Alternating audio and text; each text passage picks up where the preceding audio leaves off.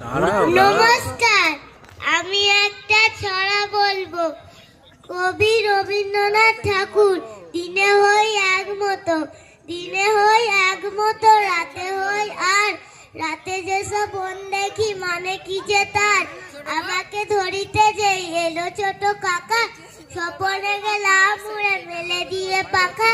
দুই হাত তুলে কাকা বলো থামো থামো, যেতে হবে স্কুলে এই বেলা নাবো। আমি বলি কাকা মিছে করো চেঁচামেচি, আকাশেতে উঠে আমি মেঘ হয়ে গেছি। ফিরিব বাতাস বে রামধনু খুঁজি, আলোর অশোক ফুল চুলে দেব গুজি। সাত সাগরের পারে পারিজাত বনে, জল দিতে চলে যাব আপনার মনে।